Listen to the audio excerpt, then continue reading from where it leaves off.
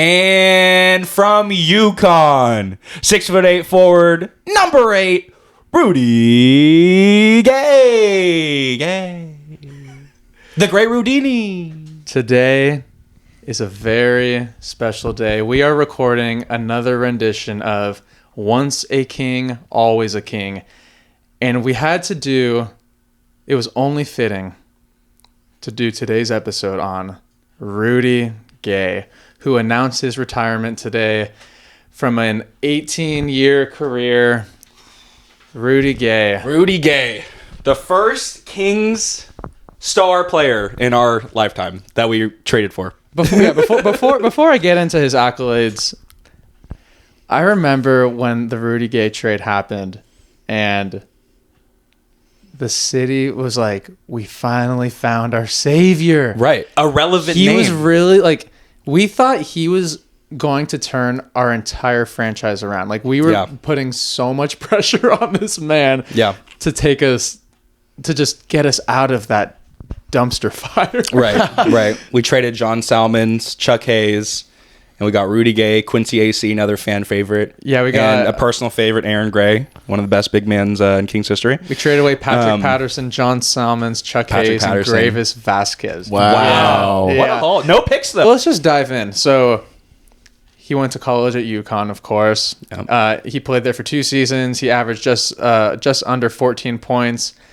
And then he finally gets drafted 8th overall in 2006 by the Houston Rockets, and then a few days later was traded to the Memphis Grizzlies. So he played with Memphis from 2006 to 2013. Let's just talk about his time in Memphis. Yeah, that was the grit and grind team. Tony Allen, Zebo, Zach Randolph, Marc Gasol, Mike Conley. That was a fun bunch. OJ Mayo, right? Yep. Yeah, that's when like Rudy Gay really started to like make his name. Right. That was when he showed his athleticism. It was before he had a mid-range jumper, but you just saw him as this guy that can just jump out of the gym, 6'8", pure athleticism.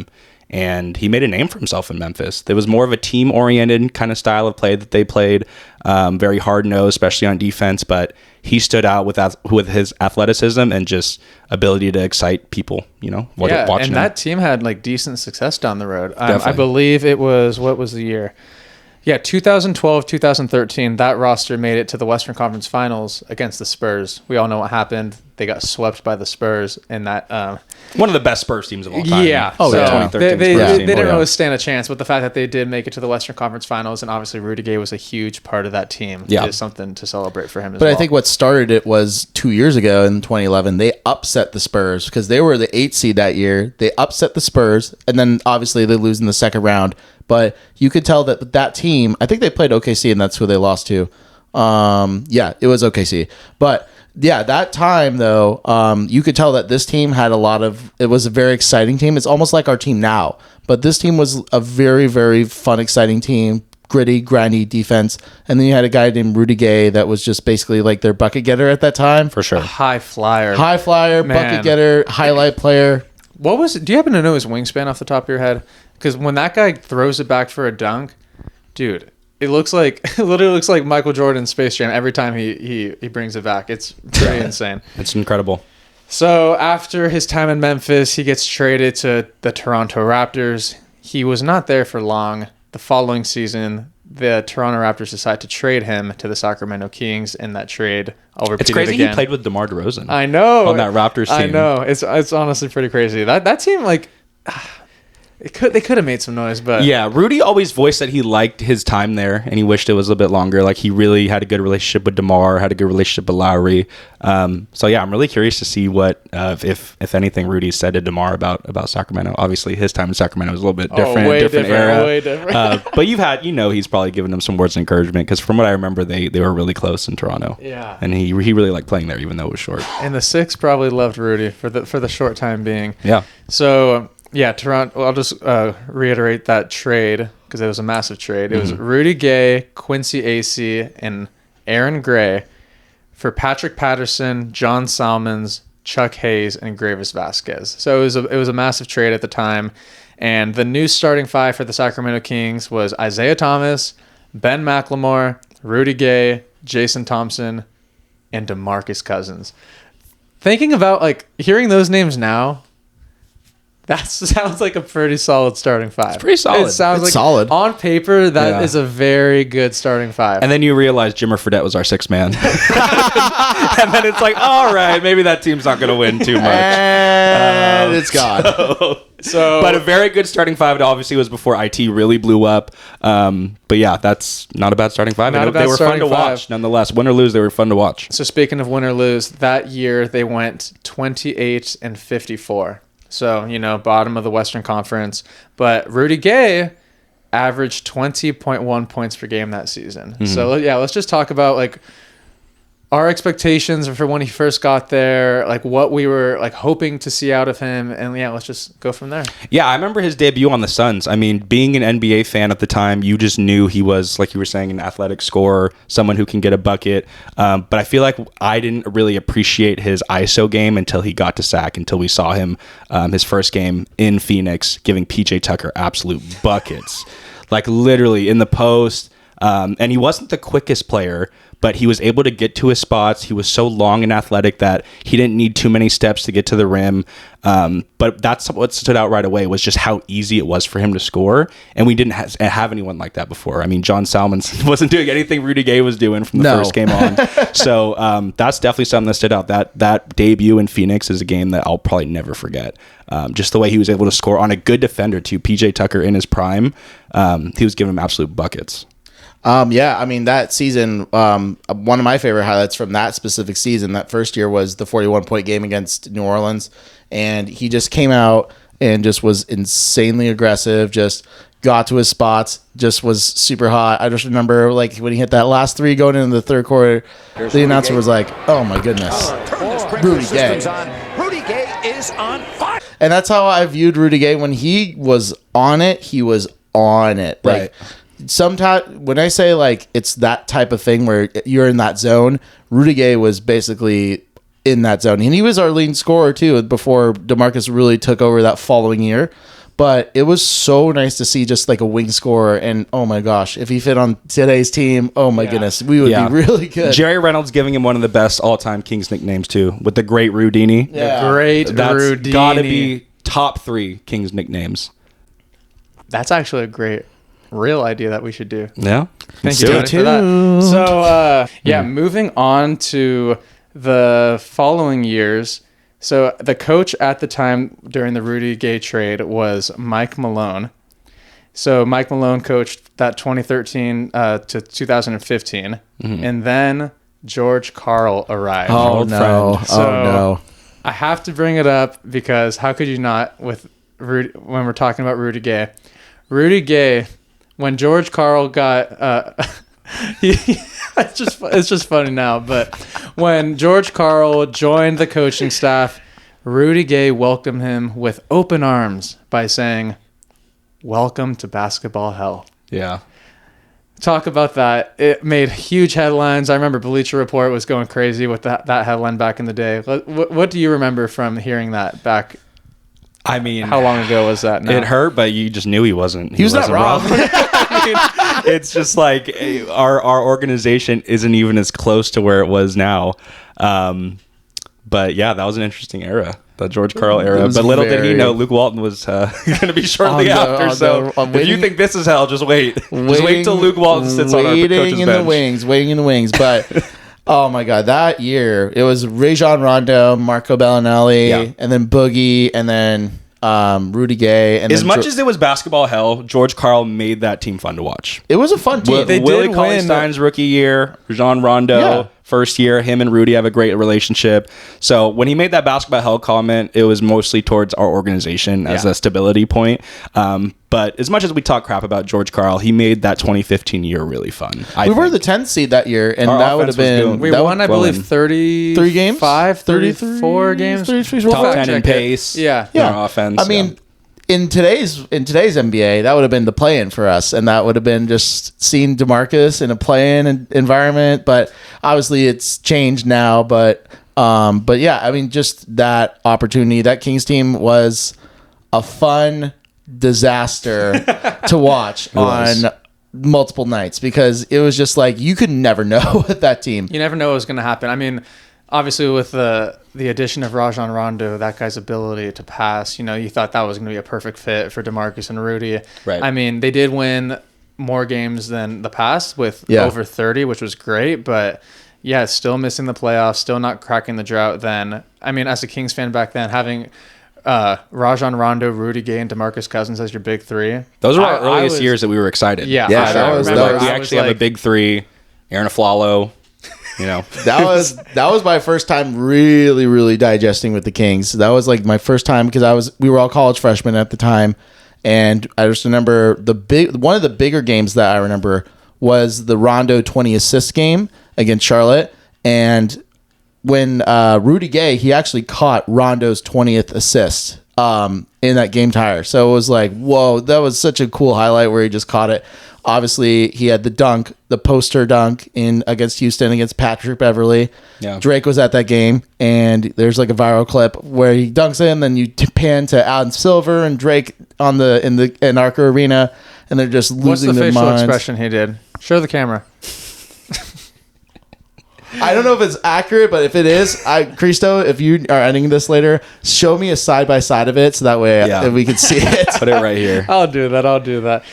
So after the George Karl 1 year stint, we then get Dave Yeager. So Rudy Gay did play under Dave Yeager for that for one season before the Kings decided to move on from Rudy. But let's just talk about that 4 year span with the Kings. Let's just dive in a little bit deeper. Like, obviously, as we know, our franchise was in shambles during that period of time. And it's just unfortunate that Rudy joined us at that point in time because we don't want Sacramento to leave a sour taste in his mouth. Like, we really appreciated him being here. Like we were saying earlier, we really thought he was going to save the city. We really did. Yeah. Funny story.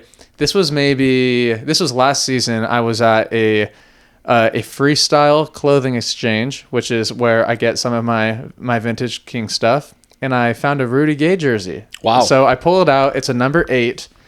I turn it around, and guess what it says on the back?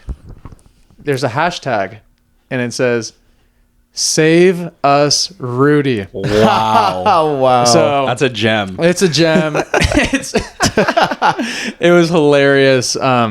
But yeah, like, that's just speaking to where we were at as Kings fans at the time. We really believed that Rudy Gay was the guy. And I mean, he's just looking back on his very long career. He was very successful. He did make it to the Western Conference Finals in the years with the Kings. He did give us that hope. What do you think really held us back?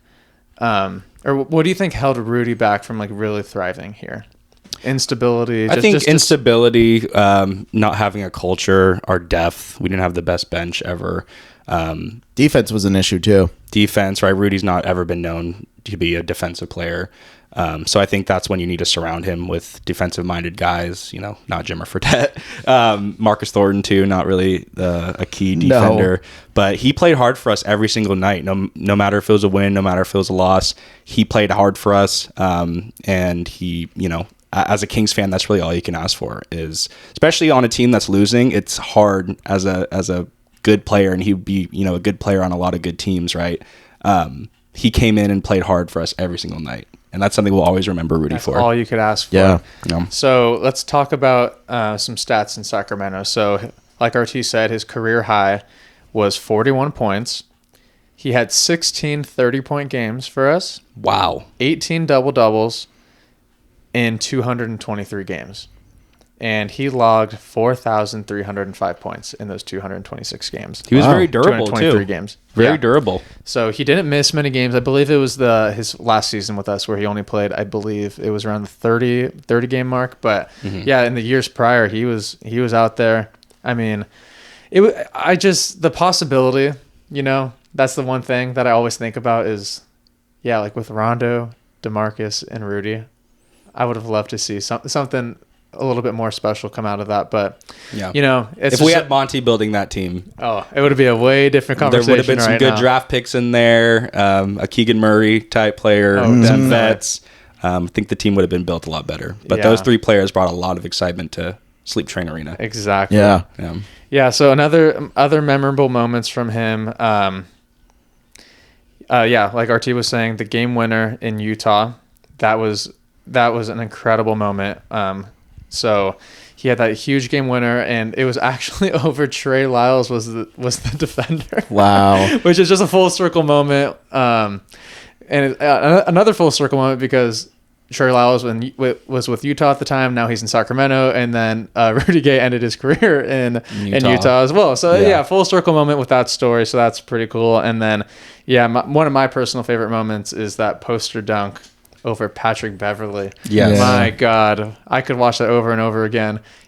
Hearing Grant Napier's voice, that's a throwback for sure. Yeah, that's one of the best all-time Grant Napier calls. Yeah. I think in Kings history. If you don't like RT, can you give it to us? If you don't like that, you don't like NBA basketball. Oh boy! Well, he was screaming mid dunk. He was like, "Rudy!" and then like slams it. It's like it's almost like he didn't know what to say. Like he was like, "Rudy!" and then boom, the crowd just erupts. Oh my gosh! But there was another dunk there was another poster that was very, very famous in that time, and it was a national television game against the Oklahoma City Thunder. I think he posterized Ibaka in that game. I think it was national television. It was like a blackout night event. They always somehow just do blackout events against the OKC Thunder because it's Kevin Durant and Russell Westbrook at the time. Yeah. But at the end of the first half, Rudy Gay just puts this massive, massive poster on Serge Ibaka, and the crowd at Arco exploded. It was probably one of the coolest things to see, especially getting that national TV recognition. Everybody Which was very minimal. Yeah, it was very minimal. For sure. We only got one game during that time. So now, obviously, we're like, have 9 or so. Yeah. We got hyped to be on NBA TV at that time. Like that was like a big deal for us.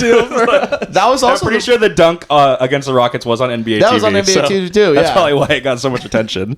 Yeah, I would just like to say like about Rudy's time in Sacramento. Yeah, just the highlights that come with his 4 seasons of being here. I mean, the dunks, the pull-up jumpers. He made it look so easy. Dude, he had a very fluid game. Like, yeah, another question I wanted to bring up, like, who's his NBA comparison in today's game? Like, who would you compare him to?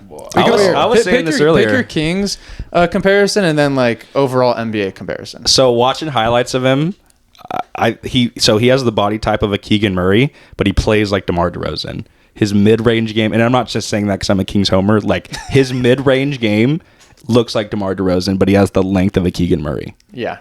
Which is crazy to think about. Yeah, that was who I was going to say. That's like a cheat code right there. I know. To have the height and wingspan of a Keegan Murray, but the ease and the touch around the rim, around the mid-range like a DeMar DeRozan. But that's literally, you watch his highlights, that's what he looked like. Yeah, and then like back to like his Memphis days, like I remember seeing those dunks where he would like bring it in and then like reverse dunk it. Like, yeah, like go watch his top 10 dunks. My God, he was incredible. But it just shows how he was able to evolve his game, right? Yeah. Just from being a high flyer, and that's what Memphis needed at the time because they had enough scorers, right? But he went from this high flyer, this dunker, right? He was in the dunk contest too, into someone who honed into their mid range. Was always really good from beyond the arc as well. So it just shows that he really cared about his craft and he cared about, progressing in this league. And that's why he played so many seasons. Yeah. And even like at the tail end of his career, he like still had that explosiveness, right. Which San Antonio is too. Crazy. He's still playable. Yeah. Yeah. So moving on from Sacramento, he signed a deal with the San Antonio Spurs. He ended up playing there from 2017 to 2021. After that goes to the Jazz 2021 to 2023. And then fast forward to today, October 29th. He hangs it up. That is crazy. It's crazy. That He's had a long career. Long and durable career. So, yeah, from 2006 to 2024. That's unbelievable. So, yeah. Rudy Gay, we don't have enough great things to say about you. It's a fun player to watch. Great person, too. No, for sure. I'll always remember his smack when he smacked DeMarcus at Team USA interview. And DeMarcus being the most like outraged, like, you know what I mean? Like he's the most fiery guy. He's like, I can't even get mad at Rudy for that. So he saw that it was Rudy that slapped him and he was like, okay, like it's just Rudy messing around. And he slapped him hard too. I don't know if you could play the video, but he smacked him so hard in that. And DeMarcus was just like, who did? Like, he looked like he was about to kill them. Then he saw his Rudy, and then he was like, okay, you can't hate a guy like Rudy. Like, he was just always so well-spoken in the media, and you could just tell he was a team-first guy. And everyone in the organization, like, I remember even hearing Katie Christensen talking about it. Like, she was saying, like, it was always such a pleasure to work around Rudy Gay. Mm-hmm. And I'm sure tons of other people in the organization have amazing things, amazing stories about him. And You had an amazing career, Rudy, and For sure. it was amazing to watch. Thank you for sharing some of those years with us in Sacramento. One other thing I wanted to bring up before we end today's episode. He never made an all-star game, but he did average close to 20 points per game for his whole career. He did have that success of making it to the Western Conference Finals in Memphis. In 2008, he was in the slam dunk contest. So it brings up the question, did he have a Hall of Fame career in your eyes? It's hard to say that because there's so many good players in this league. Obviously, I think having the All-Stars and having the championship success will help make your case a lot more easier to be in the Hall of Fame. But with that being said, probably not, because it's such a hard... The Hall of Fame is very, very hard to get into. They only select... Is it only 3 players a year? I think it's so. 5. Or is it 5? 5, I it's think. It's a small number. It's a small number. Small number, so... And they value winning so much. Yeah. As good of a player he was, it's, not having that championship, not having those all-star appearances, that's what people really look for, But we'll always appreciate him. Yeah, That's all that it would be matters. great to see if he did get inducted, but if not, he had some incredible years here in Sacramento, and we're just... He gets a free meal at Rock and Soul if he's ever in Sac, so... And I don't know the owner, but you should give if you're a King's restaurant, you should give Rudy Gay a free meal. So Rudy, if I owned a restaurant, I would give you a free meal. Yeah, and I would say that he's one of the more, if you look at a list of just players that one of the best players that never made an All-Star, Rudy Gay would probably be on that list. He's definitely on that list for sure. So. He's a player you want on your team. He's no drama, team first guy, and he performs. So that's a player you want. Exactly. So boys, that was another episode of Once a King, Always a King. Rudy Gay, we wish you an amazing rest of your life and the retirement. We will always look back on your incredible highlights here in Sacramento. Enjoy retirement, and thank you for being a part of the Sacramento Kings. The great Rudini. Yes, and subscribe to our YouTube channel. We have more Once a King, Always a King episodes coming up. Subscribe to your friends. Follow us on Instagram on the Kang Gang Pod. Absolutely. And we will see you next time. And let us know in the comments who you'd like to see us talk about next. Let's go, boys. So.